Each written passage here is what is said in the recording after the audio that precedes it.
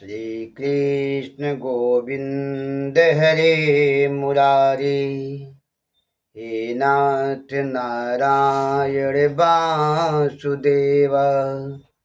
श्री कृष्ण गोविंद हरे मुरारी, हे नाथ नारायण वासुदेव। जय जय श्री राधे। आइए चलते श्रीमद् भागवत महापुराण के पंचम स्कंध 6 दीप और लोकालोक पर्वत का वर्णन है इसमें, जिसका इंतजार हम लोग कल से कर रहे थे। आज उसका दिन आ गया। कथा को अंत तक सुनना चाहिए। उसमें आपको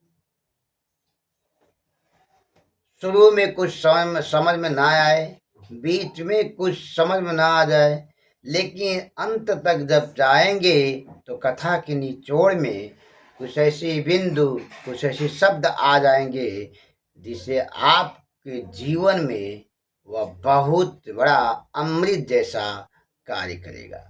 तो कथा को पूरे ढंग से सुननी चाहिए। जय श्री राधे राधे राधे। तो 6 दीप और लोकालोक पर्वत का वर्णन है, इसको ध्यान से सुने।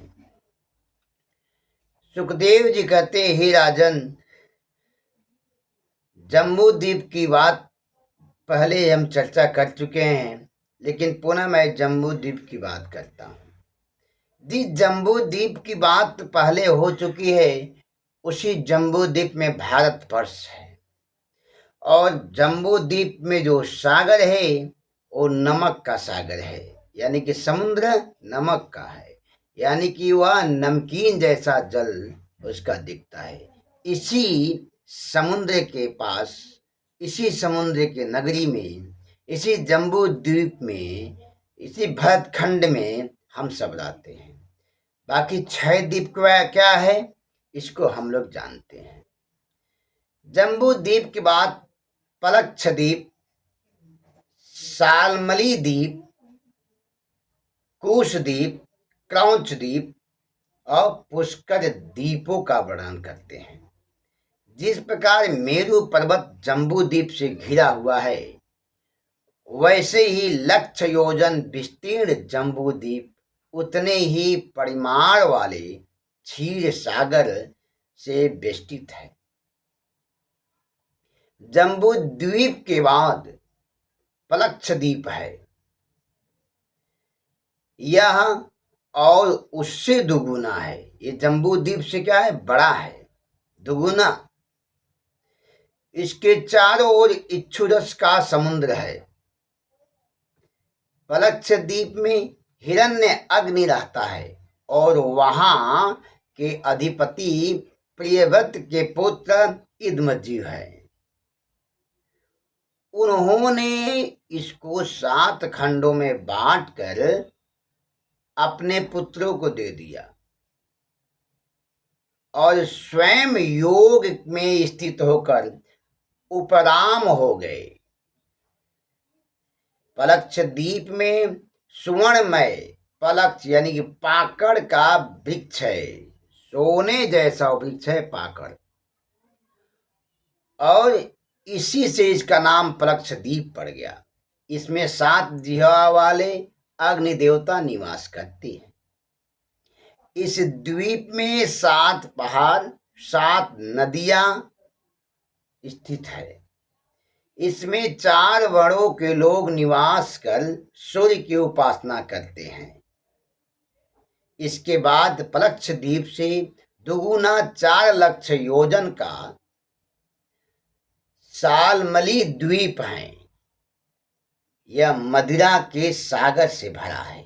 जैसे यहाँ पे समुद्र है ना, उसी तरह से पलक्ष द्वीप में क्या मिला आपको, इच्छु रस यानी कि गन्ने के रस जैसा समुद्र है। वहां मीठा जल है, जैसे गन्ना का रस मिलता है।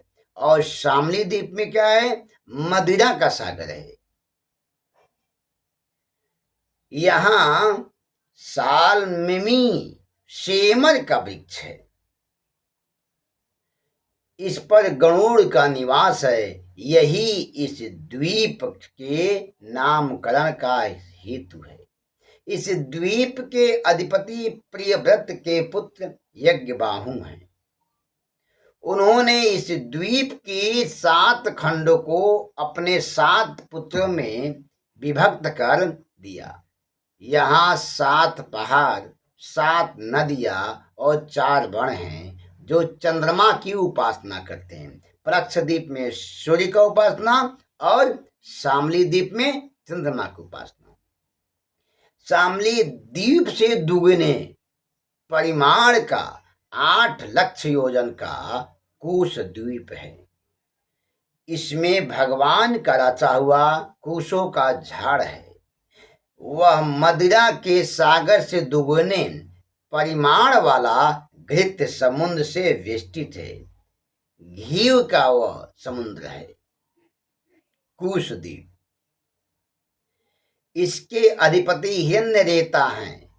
वे इसके 7 खंडों को अपने 7 पुत्रों में बांटकर तपस्या करने वन में चले गए। इस द्वीप में 7 पर्वत, 7 नदियां और 4 वन हैं जो भगवान अग्नि स्वरूप हरि का यज्ञादि कौशल का द्वारा पूजन करते हैं। कुश द्वीप से दुगुना 16 लक्ष योजन का क्रौच द्वीप है जो घृत समुद्र से दुगुने विस्तार वाले दूध से घिरा हुआ। यह क्रौच का नाम एक बहुत बड़ा पहाड़ है। इसी के कारण इसका नाम क्रौच द्वीप पड़ा। इसके अधिपति प्रियव्रत के पुत्र घृत पृष्ठ हैं। ये बड़े ज्ञानी थे। वे इनके 7 खंडों को 7 पुत्रों में बांटकर भगवान की आराधना करने वन में चले गए। इस द्वीप में भी 7 नदियां और 4 वन हैं जो अपो देवता, जल के देवता की उपासना करते हैं। एवं पुरता क्षीरोदपरीता उपवेशितं शाक्यद्वीपो 32 लक्ष योजनायां सामानयेन च दधिमण्डदोधिं परितोय यस्मिन् शाको नामहीरुह स्वाच्छेतवेकदेशो यस्यः मासुरोऽभिगन्धस्तवं त्वं दीपमनुवासयति।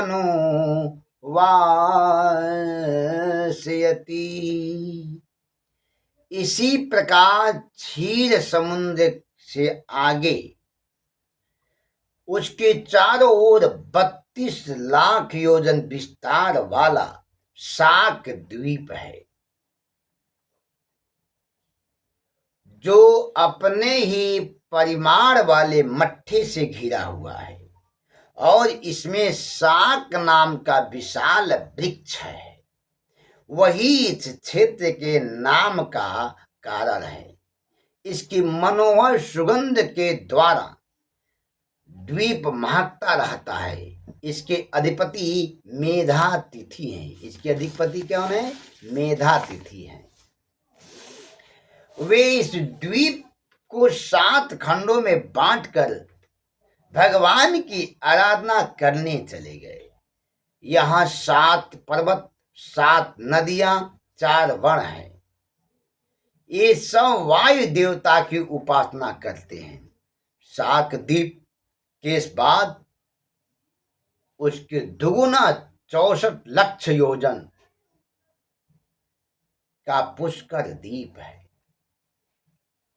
यह मीठे जल के समुद्र से घिरा हुआ है। इसमें दीप्यमान लाखों पंखड़ियों वाला एक बहुत बड़ा कमल है। इस द्वीप के मध्य में मान सरोवर पहाड़ है।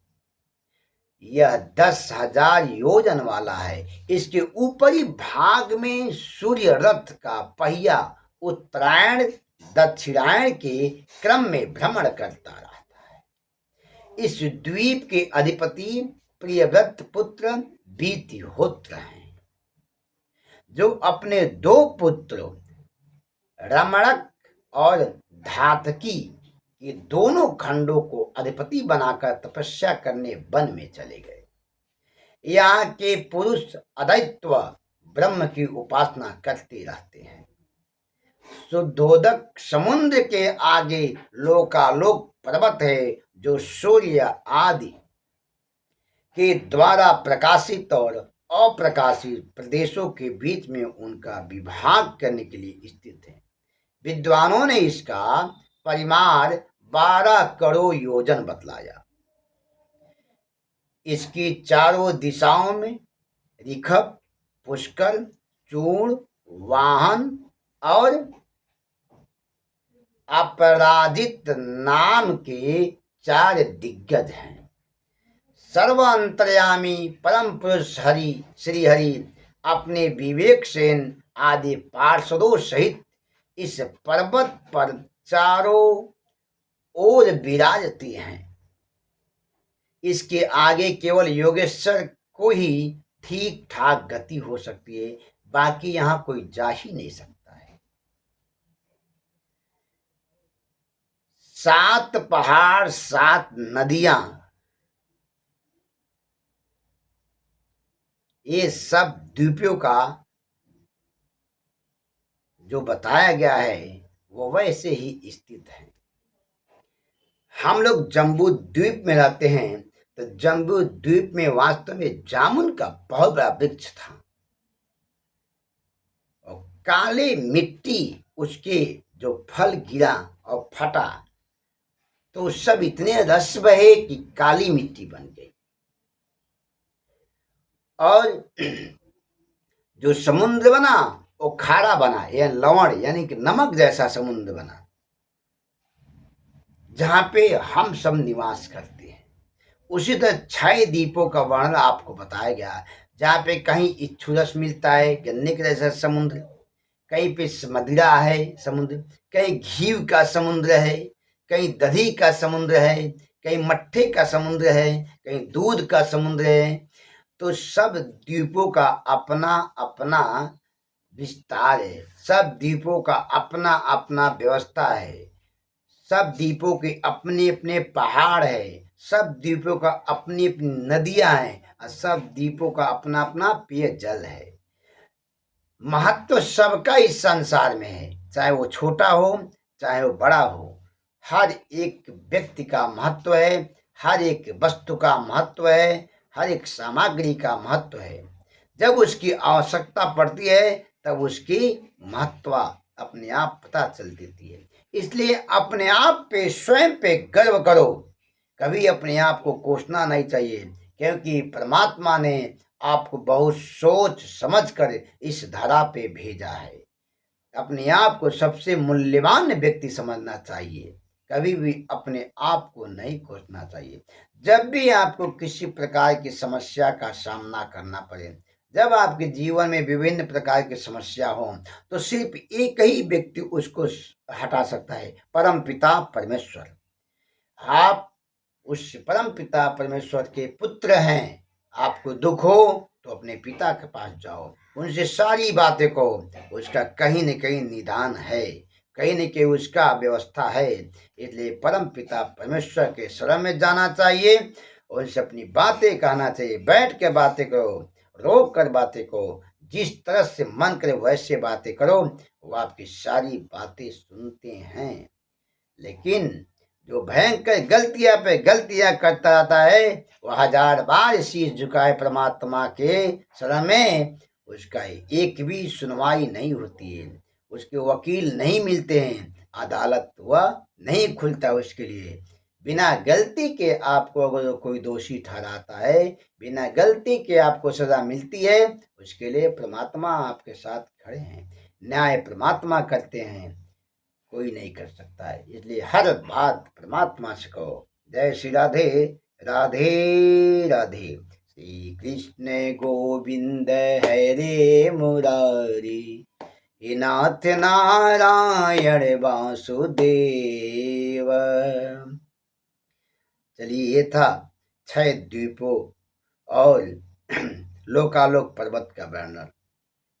कल हम लोग चलते हैं सूर्य के रथ और उसी की गति। सूर्य के रथ और उसकी गति का वर्णन पे चर्चा करेंगे और पर चर्चा करेंगे। जय श्री राधे। राधे राधे।